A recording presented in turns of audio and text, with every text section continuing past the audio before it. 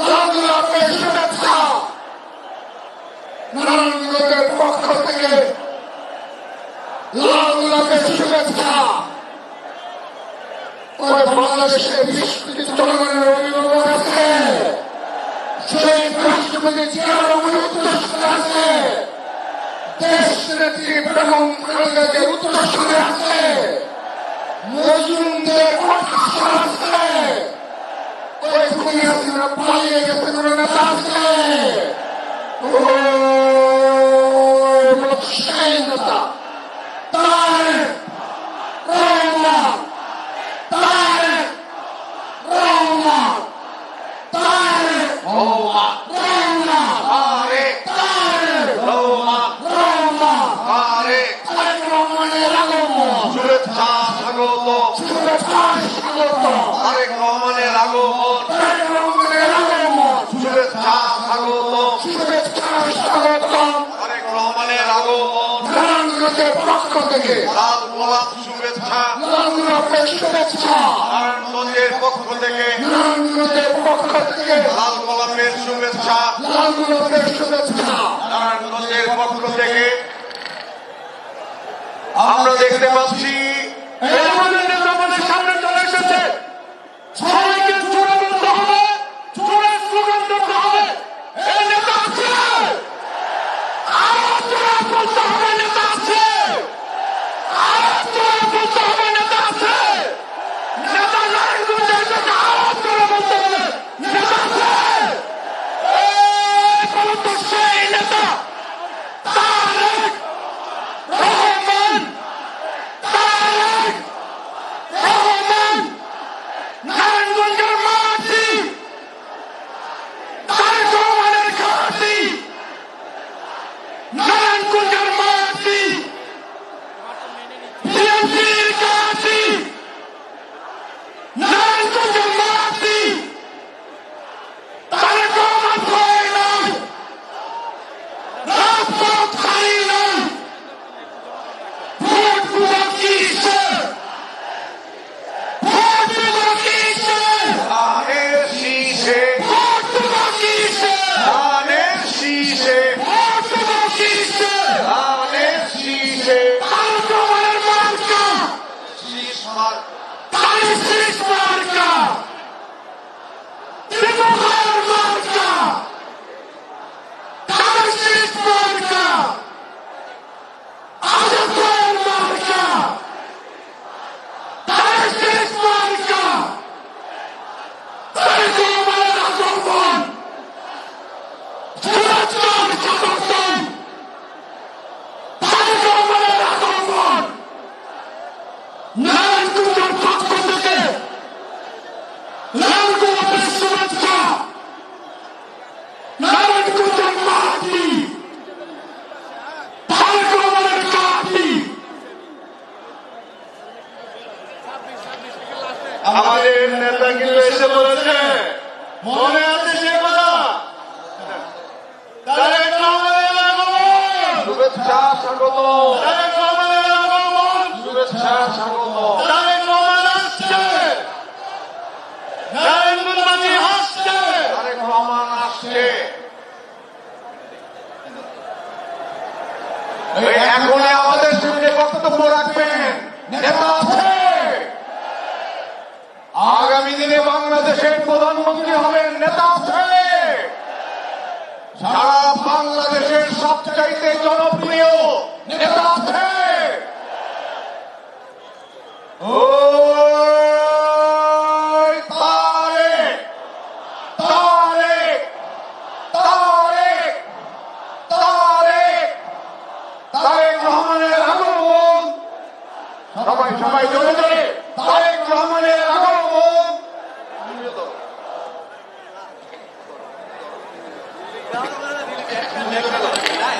ওই মাটি দিয়ে এই নেতা আছে, এই সবাইকে আরো জোরে বলতে হবে নেতা চলে এসেছে, আরো জোরে বলতে হবে, নেতার কানে পৌঁছাতে হবে, যে নারায়ণগঞ্জের মানুষ আন্দোলন করেছে, সংগ্রাম করেছে, জোরে বলতে হবে নেতা আছে, আরো জোরে বলতে হবে নেতা আছে, আগামীতে প্রধানমন্ত্রী হবে নেতা আছে, এই 12 তারিখের নির্বাচনে বাংলাদেশে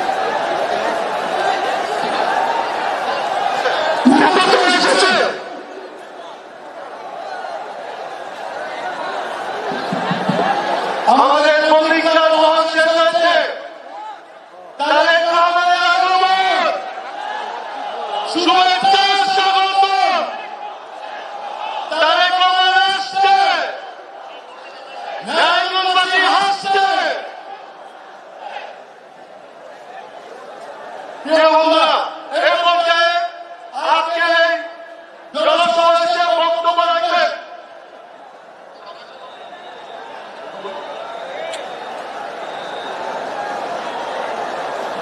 নারায়ণগঞ্জ এক আসন থেকে বাংলাদেশ জাতীয়তাবাদী দলের মনোনীত প্রার্থী জনাব মুস্তাফিজুর রহমান মুয়াজ্জি ভাইকে এই মুহূর্তে বক্তব্য রাখার জন্য আহ্বান করছে।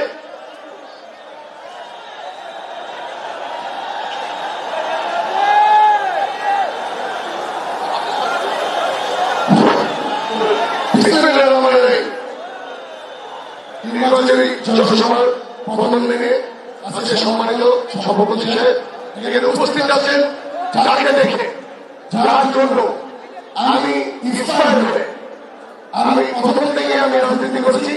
আমার নেতা দেশটা তারেক রহমান সাহেব এখানে উপস্থিত আছেন, সিনিয়র অনেক ব্যক্তিবৃন্দ এখানে উপস্থিত আছেন, নারায়ণগঞ্জবাসী সবাইকে আসসালামু আলাইকুম। আজকে আমি প্রথমেই বলতে চাই যে তারেক রহমান উনি নারায়ণগঞ্জকে যেভাবে করে রেলে সাজানোর জন্য যেই প্রার্থীদের দিয়েছে, আমরা সকলে মিলে ওনাকে চেষ্টা করবো ওনাকে সর্বোচ্চ ভোটের মাধ্যমে এই প্রার্থী আসনে ওনাকে উপহার দেওয়ার জন্য। আজকে আমাদের অনেক প্ল্যান আছে, অনেক স্বপ্ন আছে রূপগঞ্জ নিয়ে, অনেক স্বপ্ন আছে নারায়ণগঞ্জ নিয়ে। এই স্বপ্নে মহানায়ক হলো আমাদের দেশটা তারেক রহমান সাহেব, যার নেতৃত্বে এই বাংলাদেশ এগিয়ে যাবে, যার নেতৃত্বে এই বাংলাদেশ গণতন্ত্র আসবে। সেই গণতন্ত্রের জন্য বিগত 17 বছরে আমাদের অনেকে শহীদ হয়েছেন, অনেকে গুম হয়েছে। আজকে এই শহীদদের স্মরণ হলেও আমরা সকলে মিলে 12 তারিখে ভোট দিব, ধানের শীষে ভোট দিয়ে তারেক রহমান সাহেবকে ইনশাআল্লাহ আমরা দেশের প্রধানমন্ত্রী বানিয়ে তার ভোট ছাড়বো। আজকে আর বেশি কথা বলতে চাই না, আপনারা অনেক সময় ধরে বসে আছেন। আমি একটি কথা বলতে চাই, সারা বাংলাদেশে একটি দল চলছে, সেটা হলো ধানের শীষের দোয়া। ইনশাআল্লাহ নারায়ণগঞ্জের 5টা সিট আমরা আমাদের দেশটা তারেক রহমান সাহেবকে ধানের শীষের প্রতীকে যারা যারা আছেন, যারা বিএনপি মনোনীত যারা আছেন, আমরা দেশটা তারেক রহমান সাহেবকে সর্বোচ্চ ভোটের মাধ্যমে ইনশাআল্লাহ উপহার দিব। এইবার আমার বক্তব্য শেষ করছি। বাংলাদেশ জিন্দাবাদ, আল্লাহ হাফেজ। এই পর্যায়ে বক্তব্য রাখার জন্য আহ্বান করছে নারায়ণগঞ্জ 2 আসন থেকে জাতীয়তাবাদী দলের মনোনীত প্রার্থী বাংলাদেশ জাতীয়তাবাদী দল ঢাকা বিভাগীয় সহসাংগঠনিক সম্পাদক শ্রদ্ধাভাজন বড় ভাই যারা নজরুল ইসলাম আজাদ ভাই এই পর্যায়ে আপনাদের সামনে বক্তব্য রাখবেন।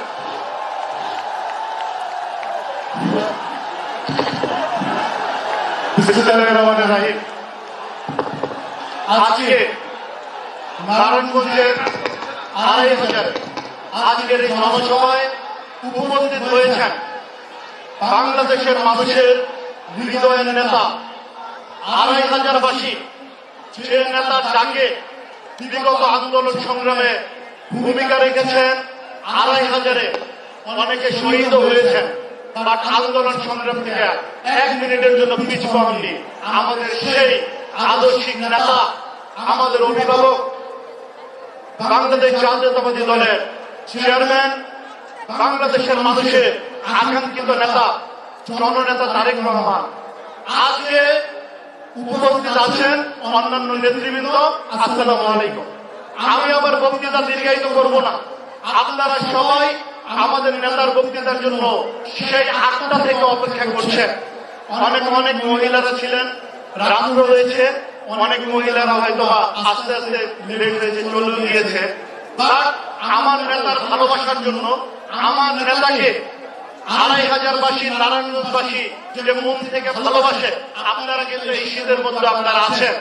আপনারা অনেক আকাঙ্ক্ষা ছিল, আপনারা জননেতা তারেক রহমানকে সামনে থেকে দেখবেন। আপনারা আগে বলেছেন 2500 এক ইফতার পার্টি হয়েছিল, যেখানে আপনারা বলেছিলেন নেতাকে আপনারা সামনাসামনি কবে দেখবেন। আজকে আপনারা সবাই আমাদের নেতাকে, আমাদের অভিভাবককে সামনাসামনি দেখতে পেরেছেন।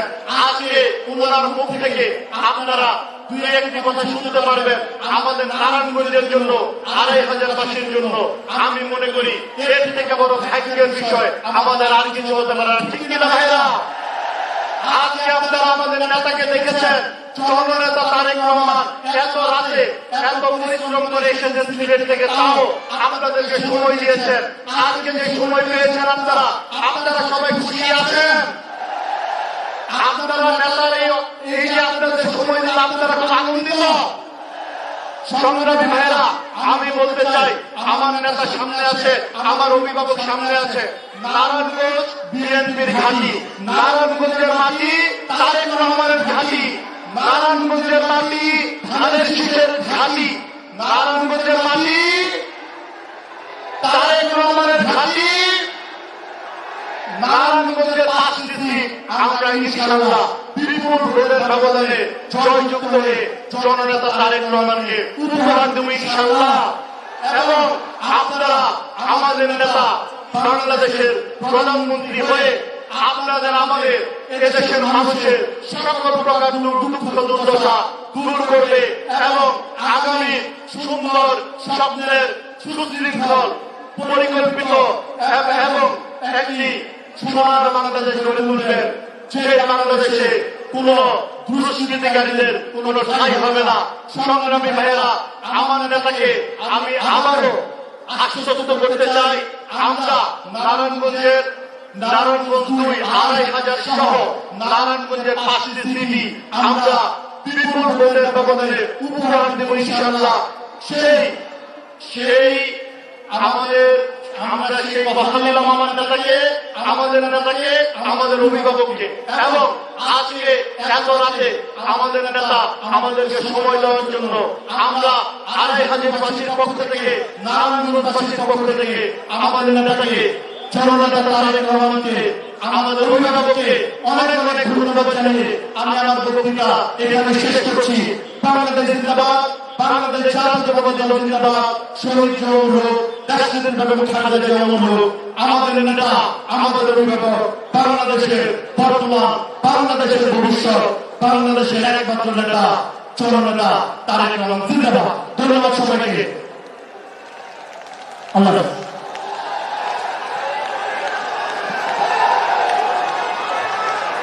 এই পর্যায়ে বক্তব্য রাখার জন্য আহ্বান করছে আজকের এই জনসভার সভাপতি সভাপতি নারায়ণগঞ্জ জেলা বিএনপির আহ্বায়ক অধ্যাপক মোহাম্মদ ভাইকে।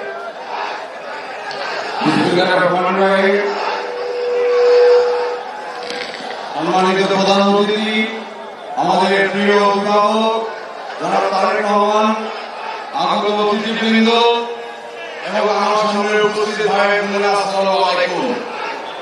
আমরা সৌভাগ্যবান নির্বাচনী প্রচার অভিযান শুরুর প্রথম দিনই আমাদের প্রিয় নেতা জনাব তারেক রহমান নারায়ণগঞ্জের মাটিতে পা রেখেছেন। সেই কারণে আমরা নারায়ণগঞ্জবাসীর পক্ষ থেকে জনাব তারেক রহমানকে সংগ্রামী শুভেচ্ছা এবং ধন্যবাদ জানাই। সম্মানিত প্রিয় অভিভাবক, আপনি জানেন বাংলাদেশে যতবার সুষ্ঠু নির্বাচন হয়েছে ততবারই নারায়ণগঞ্জের ৫টি আসন বাংলাদেশ জাতীয়তাবাদী দলের প্রার্থী ধানের শীষের প্রতীকে বিজয় লাভ করেছে। সম্মানিত অভিভাবক, আমি আপনাদেরকে কথা দিতে চাই, সম্মানিত অভিভাবক, আগামীতে এই ১২ই ফেব্রুয়ারি যে নির্বাচন হবে সেই নির্বাচনে ইনশাআল্লাহ নারায়ণগঞ্জের মাটি ধানের শীষের ঘাঁটি এটা প্রমাণ করে দিয়ে আপনাকে ৫টি আসন উপহার দিতে পারবো ইনশাআল্লাহ। সম্মানিত অভিভাবক, আপনি জানেন গত সরকারের আমলে এই নারায়ণগঞ্জে তন্ত্র চালু করা হয়েছিল।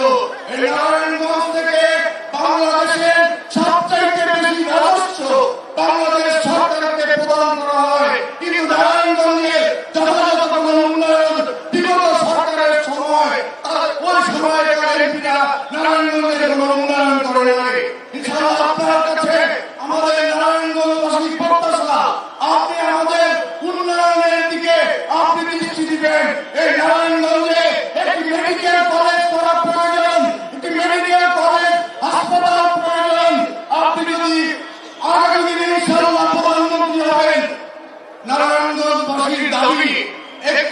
মেডিকেল কলেজ স্থাপন করে দিয়ে আপনি একটু অনন্য দৃষ্টান্ত স্থাপন করে দিবেন মাননীয় সম্মানিত অভিভাবক।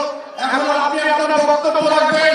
আপনার বক্তব্য শোনার জন্য বিকাল থেকে এই জনতা অপেক্ষা করছে।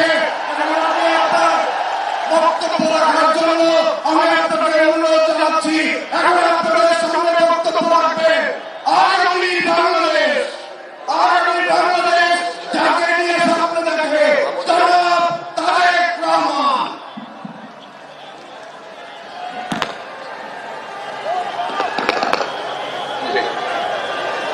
বিসমিল্লাহির রহমানির রহিম।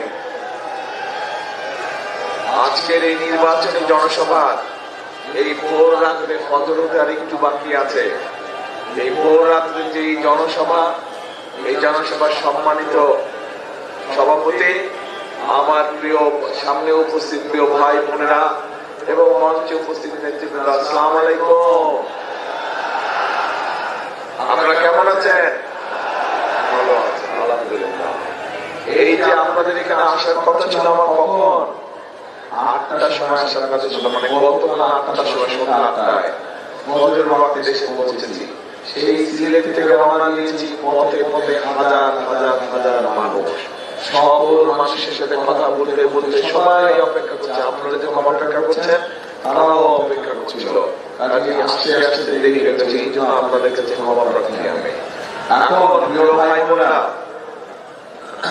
এই যে আপনারা কষ্ট করে কেন অপেক্ষা করছেন, আপনাদের সকলের চেহারার মধ্যে, মা বোনেরা সহ এই যে ভোর রাতে জেগে আছে, সকলের চেহারার মধ্যে একটি ছাপ ফুটে উঠেছে, একটি চাওয়া ফুটে উঠেছে। কি সেটা? একটা পরিবর্তন চাচ্ছে যে বাংলাদেশের মানুষ, তাই না? একটা পরিবর্তন চাচ্ছে। কি পরিবর্তন? একটা ভালো পরিবর্তন চাচ্ছে। আমরা বিগত দিনে যে কাজগুলো দেখেছি, এইখানে যে মানুষের একটু আগে বলে গেল যে কাজগুলো দেখেছি, আমরা এই অবস্থার পরিবর্তন হচ্ছে। আমরা একটি নিরাপদ অবস্থা চাই, তাই না? একটি নিরাপদ অবস্থা যেখানে সকল মানুষ নিরাপদে থাকতে পারবে, নিরাপদে বাণিজ্য করতে পারবে, রাস্তাঘাটে নিরাপদে চলতে পারবে। আমরা তো এরকমই চান নাকি? এরকম চান। এখন প্রিয় ভাই বোনেরা, এই যে একটু আমি কথা শুনতে বললাম যে নির্বাচনী জনসভা, বিগত 15 বছরে এরকম কোন নির্বাচনী জনসভা হয়েছিল? আপনারা বিগত 15 বছরে ভোট দেওয়ার সুযোগ পেয়েছেন? তাহলে এই যে আন্দোলন সংগ্রামের মাধ্যমে, যে মানুষগুলোর ত্যাগের মাধ্যমে, শহীদের জীবনের মাধ্যমে যে আমরা এই যে সুযোগটা পেলাম, আগামী 12 তারিখে, আগামী মাসের 12 তারিখে নির্বাচন, এই নির্বাচনে তাহলে আমাদেরকে সঠিকভাবে সিদ্ধান্ত নিতে হবে কি করতে হবে, তাই নয়? তাহলে দেশকে যদি সঠিকভাবে গড়ে তুলতে হয়, দেশকে যদি রাষ্ট্রকে যদি মেরামত করতে হয়, তাহলে আমাদের সকলকে ঐক্যবদ্ধ থাকতে হবে। এই দেশে আমরা মুসলমান, হিন্দু, খ্রিস্টান, সকল ধর্মের মানুষ হাজার বছর ধরে একসাথে শান্তিতে বসবাস করেছি না? তাহলে এই সকল মানুষকে নিয়ে আগামী দিনে আমরা শান্তিতে থাকতে চাই, শান্তিতে বসবাস করতে চাই। আমরা চাই এই দেশের বেকার যারা আছে, তরুণ সমাজের যারা সদস্য, যুব সমাজের যারা সদস্য, সকলের জন্য তাদের কর্মসংস্থানের ব্যবস্থা নেয়। আপনারা চান? এই আমাদের মা বোনেরা এখানে উপস্থিত আছে, এরকম সারা বাংলাদেশে গ্রামে গঞ্জে হাজার হাজার কোটি কোটি মা বোনেরা আছে। তাদের মধ্যে যে সকল পরিবারগুলো একটু অভাবী, সেই সকল পরিবারের মাদের কাছে আমরা সকলের কাছে অভাবী হবে। কি দিব? আমরা ফ্যামিলি কার্ড দিতে চাই। ফ্যামিলি কার্ডের মাধ্যমে আমরা সেই অভাবী পরিবারগুলোকে সহযোগিতা করতে চাই, যাতে তারা স্বাবলম্বী হতে পারে, নিজের পায়ে দাঁড়াতে পারে। আপনাদের কাছে কি পরিকল্পনা ভালো মনে হয়? আচ্ছা, ঠিক আছে। এরপরে দ্বিতীয় একটি পরিকল্পনার কথা বলি আমি, সেটি হচ্ছে বাংলাদেশের সবচেয়ে বড় পেশা কোন পেশা বলেন তো? কৃষি। কৃষি হচ্ছে বাংলাদেশের প্রায় সব মানুষ কম বেশি কৃষির সাথে জড়িত, তাই না? ছোট হোক বড় হোক ছোট হোক বিভিন্ন রকম কৃষক আছে। এই কৃষক ভাইদেরকে সহযোগিতা করার জন্য আমরা একটা কৃষক কার্ড দিতে চাই, যেটার মাধ্যমে তারা সার পাবে, বীজ পাবে, কীটনাশক ওষুধ পাবে, ঋণ সুবিধা পাবে, বীমা সুবিধা পাবে। এই কথাটা এই পরিকল্পনাটা কেমন? আচ্ছা আসলে এরপরে কি কি বললাম? কৃষকদের কথা বললাম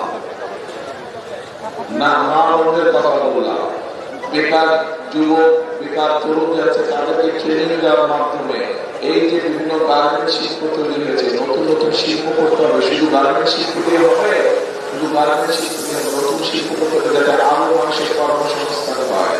এই দেশ থেকে লক্ষ লক্ষ মানুষ বছরে বিদেশ যায় না, আমরা চাই এরপরে যারা বিদেশে যাবে তাদেরকে ট্রেনিং দিয়ে আমরা পাবো যাতে তারা বেশি বেতনের চাকরি বাকরির ব্যবস্থা করতে পারে, অথবা অথবা নিজেদের দেশে যাতে তারা নিজেদের ব্যবসা খুলতে পারে সেজন্য ট্রেনিং দিতে চায় বা বিভিন্ন ব্যাপারে ট্রেনিং দিতে চায় যাতে মানুষ দক্ষ হিসেবে নিজেকে গড়ে তুলতে পারে।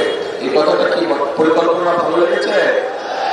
আচ্ছা, তো এখন প্রিয় ভাই বোনেরা, যদি দেশের অবস্থা নিরাপদ করতে হয়, আপনার ভোটের অধিকারকে যদি প্রতিষ্ঠিত করতে হয়, আপনার কথা বলার অধিকারকে যদি প্রতিষ্ঠিত করতে হয়, মা বোনদেরকে যদি স্বাবলম্বী করে গড়ে তুলতে হয়, কৃষক ভাইদের পাশে যদি দাঁড়াতে হয়, এই সব কাজগুলো করতে হলে তরুণ যুবকদের কর্মসংস্থানের ব্যবস্থা করতে সেটা বেশি হোক বিদেশে হোক, এই কাজগুলো যদি করতে হয় তাহলে করা যাবে বাস্তবায়ন। কিন্তু তার আগে একটা কাজ করতে হবে, এই কাজগুলো আমরা করবো ইনশাআল্লাহ। বিএনপি জয়যুক্ত হলে বিএনপি কাজগুলো করবো, কিন্তু আপনাদেরকে তো একটা কাজ করতে হবে তার আগে।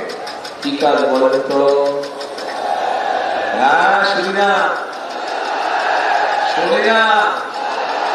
ভোট দিতে হবে। কোথায় দিতে হবে? কোথায়?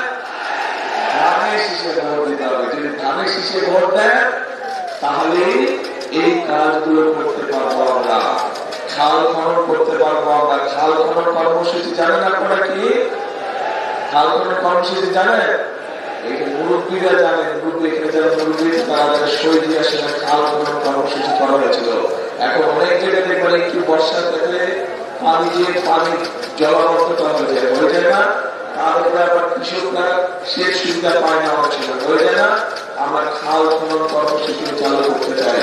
এখন আমি যদি জিজ্ঞেস করি আপনাদেরকে, যদি খাল খনন কর্মসূচি আমরা গ্রহণ করি তাহলে কি আপনারা মনে করেন কৃষকদের উপকার হবে? হবে? তাহলে কি সেটাও করবো না? ঠিক আছে, করলাম তো, কিন্তু আপনারা কি করলেন? হ্যাঁ, জনগণকে কি মা বোনেরা আপনাদের কাজ কি? ভোট দিতে হবে। জনগণের মূল কাজ হচ্ছে সঠিক ব্যক্তিকে নির্বাচন করতে হবে। হ্যাঁ, ভোট দিব ধানের শীষে ইনশাআল্লাহ।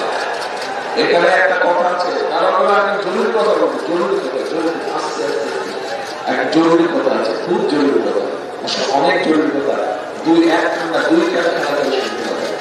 একটা জরুরি কথা বলবো, কিন্তু এই যে ভোট দিবে 12 তারিখে, এর মধ্যেই তো একটা বাহিনী আছে, একটা গোষ্ঠী আছে, এটার লোকজন এসে নিরীহ মা বোনের কাছ থেকে এনআইডি নাম্বার নিয়ে যাচ্ছে। খবর পাইছেন এটা? তারপরে আবার ফোন নাম্বার নিয়ে যাচ্ছে, কি বিকাশ নাম্বার কি নিয়ে যাচ্ছে, খবর পাইছেন? তারপরে আবার আমাদের যে প্রবাসী ভাইরা আছে তাদের জন্য যে শিক্ষা দখল করে গেছে, খবর পাইছেন? তাহলে এদের সাথে ওই গত 15 বছর যে বেশি টাকার নির্বাচন আর ভোট টাকার যে নির্বাচন, তার পার্থক্য হলো কি? এদের সাথে আমাদের কোন পার্থক্য নাই। দুইজন একই গ্রুপে।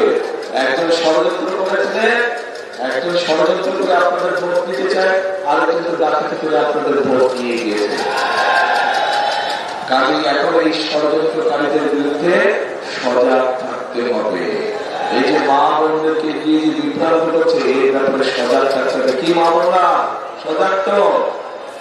আচ্ছা, এইটা গেল 1 নম্বর। 2 নম্বর বিষয় হচ্ছে ভোটের দিন কখন যাবেন ভোট কেন্দ্রে? হ্যাঁ, ফজরের ওয়াক্তে না, তাহাজ্জুদের ওয়াক্তে উঠতে হবে, তাহাজ্জুদ করতে হবে, তাহাজ্জুদের নামাজ পড়বে, তারপরে ভোট যার যার ভোট কেন্দ্রের দিকে রওনা দিলেন। ফজরের নামাজ জামাত করে ওই ভোট কেন্দ্রের সামনে পড়তে হবে। পারবে কি? পারবেন নাকি? ভোট কেন্দ্রের সামনে ফজরের নামাজ জামাত করে কে কে পড়তে পারবেন? হাত তুলে তো ইনশাআল্লাহ সবাই। তারপরে ফজরের নামাজ পড়ে ভোট কেন্দ্রের সামনে লাইন দিয়ে শুরু করে দাঁড়া যাবেন যে ভোট কেন্দ্র খোলা মাত্র ধানের শীষে ভোট দিতে হবে। সবচেয়ে প্রথমে ধানের শীষে ভোট দিতে হবে। ঠিক আছে? তাহলে ওই যে খাল খননের কথা বললাম, ওই যে মা বোনদেরকে সহযোগিতা করার জন্য ফ্যামিলি কার্ডের কথা বললাম, ওই যে কৃষক ভাইদেরকে সহযোগিতা করার জন্য কৃষি কার্ডের কথা বললাম, তরুণ যুবক ভাই বোনদের কর্মসংস্থানের জন্য যে বিভিন্ন ট্রেনিং এর ব্যবস্থা করলাম, খাল খননের খাল খনন কর্মসূচির কথা যে বললাম, এই কাজগুলো যদি বাস্তবায়ন করতে হয় তাহলে ধানের শীষকে জিতাতে হবে। ধানের শীষ যদি জিতে ইনশাআল্লাহ ধানের শীষ আগামী দিনে সরকার গঠন করলে তাহলে এই জনগণের এই কাজগুলো করা সম্ভব হবে। তাহলে আবার জিজ্ঞেস করে বুঝছে কিনা আমি বুঝে নেই আগে। এই যে পরিকল্পনার আরো পরিকল্পনা আছে, এই অল্পটার কথা বললাম, এই পরিকল্পনাটা করলে কি আপনারা মনে করেন মানুষের উপকার হবে? উপকার হবে?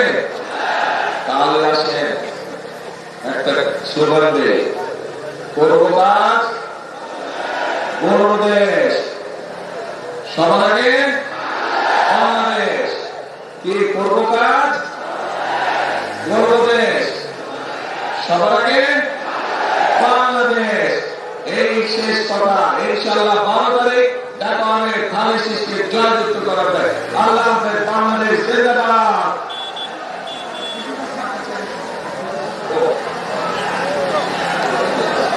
আচ্ছা, একটা কথা বলতে তো ভুলে গেছিলাম। আমাদের সাথে আমাদের এক ভাই আছে ধানের শীষের সাথে, খেজুর গাছ। উনি আমাদের সাথে সবসময় আন্দোলন সংগ্রামে ছিলেন। উনি আমাদের সাথে আন্দোলন সংগ্রামে ছিলেন। তাহলে এই ভাইকে দেখো আমাদের কর্তব্য। ঠিক আছে? মনে থাকবে তো? ইনশাআল্লাহ আমরা ধানের শীষের পাশাপাশি খেজুর গাছ আমরা নিয়ে আসবো। ঠিক আছে? ইনশাআল্লাহ ইনশাআল্লাহ। জি, আল্লাহ হাফেজ।